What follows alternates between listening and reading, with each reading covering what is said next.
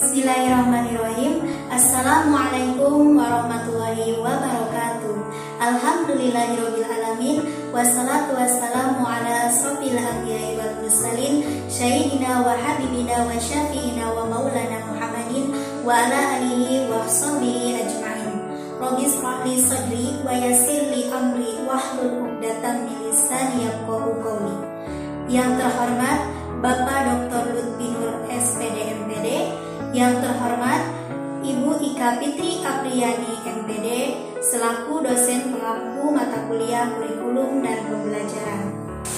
Pada kesempatan kali ini kami akan mempresentasikan mengenai hubungan landasan dan komponen-komponen kurikulum dengan pembelajaran.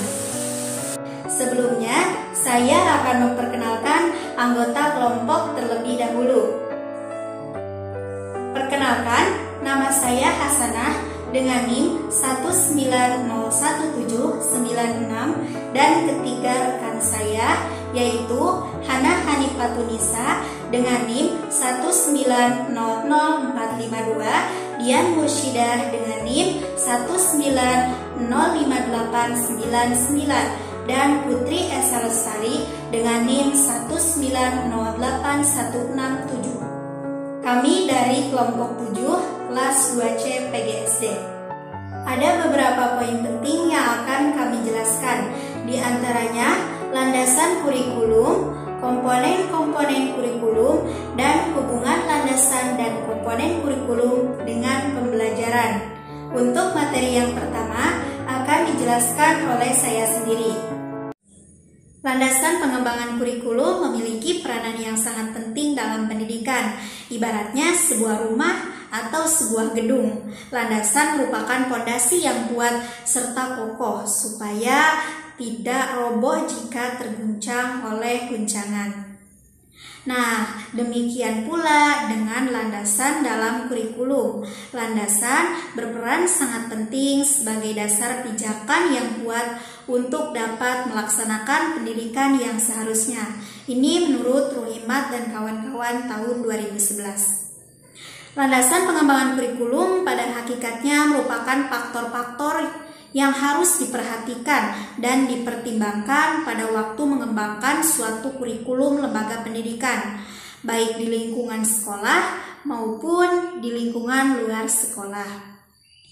Menurut Hornbeck dalam Ruhimat dan kawan-kawan pada tahun 2011, landasan adalah suatu gagasan atau kepercayaan agama, suatu prinsip yang mendasari, contohnya seperti landasan kepercayaan agama, dasar atau titik tolak. Dengan demikian dapat disimpulkan bahwa landasan pengembangan kurikulum dapat diartikan sebagai suatu gagasan, suatu asumsi atau prinsip yang menjadi sebuah sandaran atau titik tolak dalam pengembangan kurikulum. Kurikulum sebagai suatu sistem memiliki 4 komponen, yaitu komponen tujuan, komponen isi atau materi, komponen proses pembelajaran, dan komponen evaluasi. Nah, setiap komponen bisa menjalankan fungsinya secara tepat dan bersinergi jika ditopang oleh sejumlah landasan. Menurut Ruhimat dan kawan-kawan tahun 2011, ada 4 landasan pokok yang mendasari pengembangan kurikulum, yaitu landasan filosofis, landasan psikologis, landasan sosiologis, dan landasan ilmu pengetahuan dan teknologi. Untuk yang pertama yaitu landasan filosofis. Filsafat berasal dari terjemahan bahasa Inggris, yaitu philosophy, yang merupakan perpaduan dua kata Yunani purba, philien yang berarti cinta dan sophia, wisdom yang berarti kebijaksanaan. Jadi secara etimologi, filsafat adalah cinta kebijaksanaan atau love of wisdom. Hermawan tahun 2008 memberikan definisi filsafat, yaitu cara berpikir secara radikal, menyeluruh dan mendalam, atau cara berpikir yang mengupas sesuatu sedalam-dalamnya.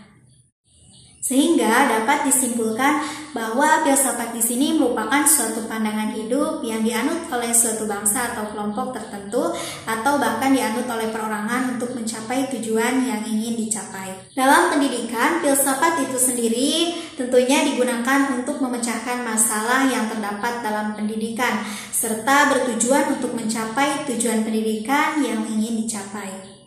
Menurut Mudiarjo pada tahun 1989, dalam Sukirman tahun 2012, terdapat 3 sistem pemikiran filsafat yang sangat besar pengaruhnya dalam pemikiran pendidikan pada umumnya dan pendidikan di Indonesia pada khususnya, yaitu idealisme, realisme, dan pragmatisme.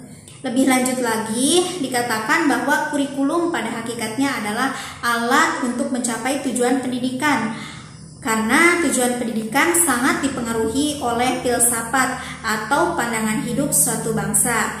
Maka tentu saja kurikulum yang dikembangkan harus mencerminkan falsafah hidup yang dianut oleh bangsa tersebut. Oleh karena itu, terdapat hubungan yang sangat erat kaitannya antara kurikulum pendidikan di suatu negara dengan filsafat negara yang dianutnya.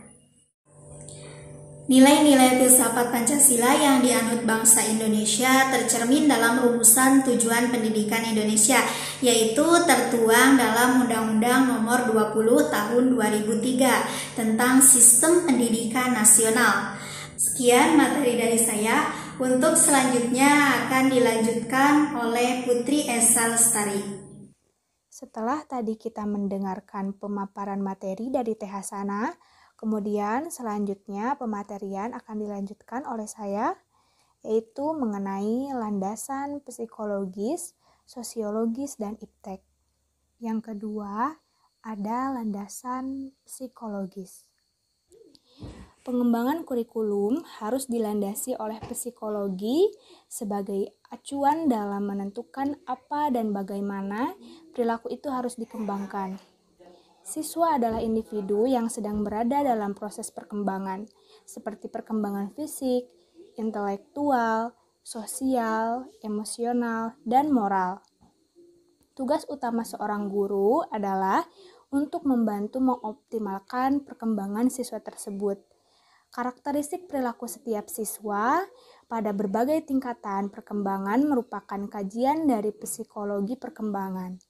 Oleh karena itu, dalam pengembangan kurikulum harus senantiasa berhubungan dengan program pendidikan untuk kepentingan peserta didik. Maka landasan psikologis mutlak harus menjadi dasar pengembangan di dalam kurikulum. Terdapat 2 cabang psikologi yang sangat penting dalam pengembangan kurikulum, yaitu yang pertama perkembangan siswa dan kurikulum. Katni dan Rohmadi dalam bukunya pada tahun 2018 berpandangan tentang anak sebagai makhluk yang unik sangat berpengaruh terhadap perkembangan kurikulum pendidikan. Setiap anak memiliki pribadinya tersendiri, di samping memiliki persamaannya. Sehingga dengan hal tersebut memberikan implikasi terhadap perkembangan kurikulum, yaitu yang pertama, setiap anak diberi kesempatan untuk berkembang sesuai dengan bakat, minat, dan kebutuhannya. Kemudian yang kedua, di samping disediakan pelajaran yang sifatnya umum, yang wajib dipelajari setiap anak di sekolah, disediakan pula pelajaran yang sesuai dengan minat anak tersebut. Kemudian yang ketiga, kurikulum di samping menyediakan bahan ajar yang bersifat kejuruan, juga menyediakan bahan ajar yang bersifat akademik. Bagi anak yang berbakat di bidang akademik, diberi kesempatan untuk melanjutkan studi ke jenjang pendidikan berikutnya. Yang keempat, kurikulum memuat tujuan-tujuan yang mengandung pengetahuan, nilai, atau sikap dan keterampilan yang menggambarkan keseluruhan pribadi yang utuh lahir dan batin. Implikasi lain dari pengetahuan tentang anak dalam proses pelaksanaan kurikulum atau pembelajaran adalah yang pertama, tujuan pembelajaran yang dirumuskan secara operasional selalu berpusat pada perubahan tingkah laku peserta didik. Kemudian yang kedua, bahan atau materi yang diberikan harus sesuai dengan kebutuhan, minat, dan perhatian anak. Bahan tersebut juga harus mudah diterima oleh anak.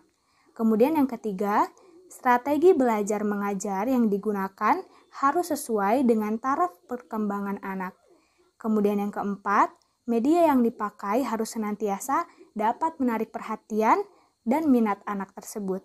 Kemudian yang terakhir, yang kelima, sistem evaluasi terpadu dalam satu kesatuan yang menyeluruh dan berkesinambungan dari satu tahap ke tahap yang lainnya dan dijalankan secara terus-menerus. Yang kedua, psikologi belajar dan kurikulum. Psikologi belajar berkaitan dengan bagaimana siswa tersebut belajar. Segala perubahan perilaku, baik pada aspek kognitif, afektif, maupun psikomotor, itu terjadi karena proses pengalaman dan dapat dikategorikan sebagai perilaku hasil belajar. Perubahan-perubahan perilaku yang terjadi secara insting atau terjadi karena kematangan atau perilaku yang terjadi karena kebetulan, itu tidak termasuk dalam kategori hasil belajar. Psikologi atau teori belajar berkembang pada dasarnya dapat dikelompokkan dalam 3 rumpun, yaitu teori disiplin mental atau teori daya, kemudian teori behaviorisme, dan yang terakhir ada teori organismik atau cognitive gestaltfied. Menurut teori daya, anak telah memiliki potensi tertentu yang masing-masing memiliki fungsi-fungsi tertentu pula, seperti daya mengingat, daya berpikir, daya mencurahkan pendapat, daya memecahkan masalah, dan lain sebagainya. Potensi-potensi tersebut dapat dilatih agar dapat berfungsi secara optimal. Daya yang telah terlatih dipindahkan ke dalam pembentukan lain. Pemindahan ini mutlak dilakukan melalui latihan. Karena itu, pengertian pembelajaran dalam konteks ini melatih anak didik dalam daya-daya tersebut. Cara pembelajaran pada umumnya melalui hafalan dan latihan-latihan. Menurut teori behaviorisme, belajar atau pembentukan hubungan antara stimulus dan respon yang perlu dibantu dengan kondisi tertentu. Behaviorisme menganggap bahwa perkembangan individu tidak muncul dari hal yang bersifat mental. Perkembangan hanya menyangkut hal yang bersifat nyata dan dapat dilihat dan diamati. Menurut teori ini, kehidupan tunduk pada hukum SR. Apa itu SR? SR yaitu stimulus respon atau aksi reaksi.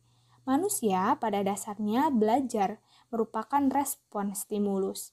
Belajar merupakan upaya untuk membentuk hubungan stimulus respon seoptimal mungkin. Teori organismik atau cognitive gestaltfield dalam Katni dan Rohmadi pada tahun 2018 dijelaskan bahwa teori ini mengacu pada keseluruhan lebih bermakna daripada bagian-bagian, keseluruhan bukan kumpulan dari bagian-bagian. Manusia dianggap sebagai makhluk yang melakukan hubungan timbal balik dengan lingkungan secara keseluruhan. Hubungan ini dijalin oleh stimulus dan respon. Stimulus yang hadir diseleksi terus-menerus, kemudian individu melakukan interaksi dengannya. Sehingga di sini terjadi suatu proses pembelajaran. Teori ini banyak mempengaruhi praktik pelaksanaan kurikulum di sekolah karena teori ini memiliki prinsip-prinsip sebagai berikut. Yang pertama, belajar berdasarkan keseluruhan. Kemudian prinsip yang kedua, belajar adalah pembentukan kepribadian. Kemudian yang ketiga, belajar berkat pemahaman. Kemudian yang keempat, belajar berdasarkan pengalaman. Kemudian yang kelima, belajar adalah berkelanjutan. Dan belajar itu merupakan proses panjang masa. Kemudian yang ketiga ada landasan sosiologis. Landasan sosiologis pengembangan kurikulum adalah asumsi-asumsi yang berasal dari sosiologis yang dijadikan titik tolak dalam pengembangan kurikulum. Anak-anak berasal dari masyarakat, mendapatkan pendidikan formal maupun informal dalam lingkungan masyarakat. Karena hal itulah kehidupan masyarakat dan budaya dalam segala karakteristiknya harus menjadi landasan dan titik tolak dalam melaksanakan pendidikan. Menurut Ruhimat, tahun 2011. Dalam pandangan psikologis, pendidikan adalah proses untuk mempersiapkan anak agar menjadi warga negara yang diharapkan, atau dengan kata lain, pendidikan adalah proses sosialisasi. Oleh karena itu, Sukmadinata pada tahun 1997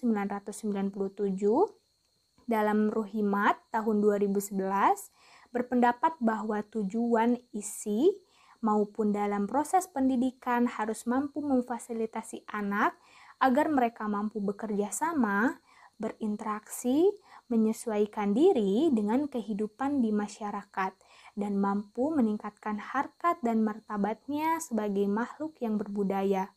Secara umum, pendidikan dan khususnya persekolahan pada dasarnya bermaksud mendidik anggota masyarakat agar dapat hidup berintegrasi dengan anggota masyarakat yang lain.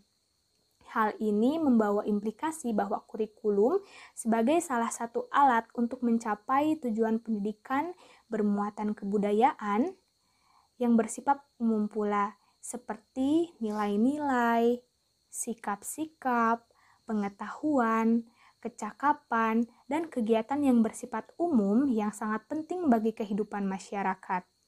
Selain pendidikan yang bermuatan kebudayaan yang bersifat umum tadi yang telah dijelaskan, terdapat pula pendidikan yang bermuatan kebudayaan khusus, yaitu untuk aspek-aspek kehidupan tertentu dan berkenaan dengan kelompok yang sifatnya vokasional. Keadaan seperti itu menuntut kurikulum yang bersifat khusus pula, menurut Sukirman pada tahun 2012.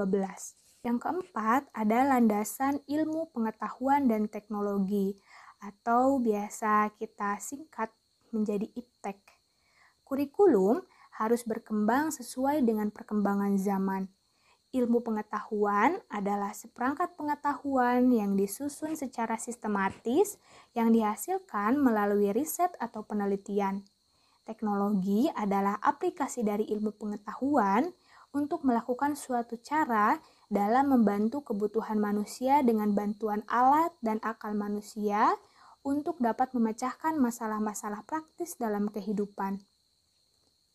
Camelia pada tahun 2020 menjelaskan bahwa perkembangan IPTEK secara langsung berimplikasi terhadap pengembangan kurikulum yang di dalamnya mencakup pembaruan isi atau materi pendidikan, penggunaan strategi dan media pembelajaran, serta penggunaan sistem evaluasi. Supaya kurikulum sesuai dengan perkembangan IPTEK, maka harus memperhatikan kebutuhan masyarakat, pola hidup, syarat, dan tuntunan tenaga kerja, serta menginterpretasi kebutuhan individu dalam kerangka kepentingan IPTEK. Saat ini, pemerintah dan seluruh penggerak pendidikan selalu terus berjuang dan bekerja sama untuk mengembangkan kurikulum. Sebagaimana perkembangan saat ini, banyak inovasi pembelajaran yang diimplementasikan di berbagai sekolah. Contohnya multimedia pembelajaran interaktif online untuk media pembelajaran online baik audio, visual maupun audiovisual. Di antaranya radio edukasi Kemdikbud, kemudian suara edukasi, Jogja Belajar Radio, podcast English First, sumber belajar Kemdikbud Audio, Google Classroom, Microsoft Teams, kelas digital, rumah belajar Kemdikbud, Zoom, ruang guru, Zenius, Kuiper, visual novel berbasis gamifikasi, dan banyak lagi aplikasi serta media lainnya. Kemudian evaluasi pembelajaran dengan menggunakan G-Schoolnet yang dapat diakses melalui smartphone, iPhone, ataupun komputer. Itulah materi mengenai landasan psikologis, landasan sosiologis, dan landasan IPTEK. Oke, selanjutnya saya akan membahas tentang komponen-komponen kurikulum. Nah, pengembangan kurikulum ini pada dasarnya merupakan suatu proses yang berkelanjutan dan merupakan suatu siklus dari beberapa komponen. Nah, teman-teman bisa lihat bagan yang ada di samping saya. Nah, bagan tersebut menggambarkan bahwa sistem kurikulum terbentuk oleh 4 komponen, yaitu ada tujuan, isi, metode, dan juga evaluasi. Sebagai suatu sistem, setiap komponen harus saling berkaitan satu sama lain. Manakala salah satu komponen yang terbentuk terganggu atau tidak berkaitan dengan komponen lainnya, maka sistem kurikulum juga akan terganggu.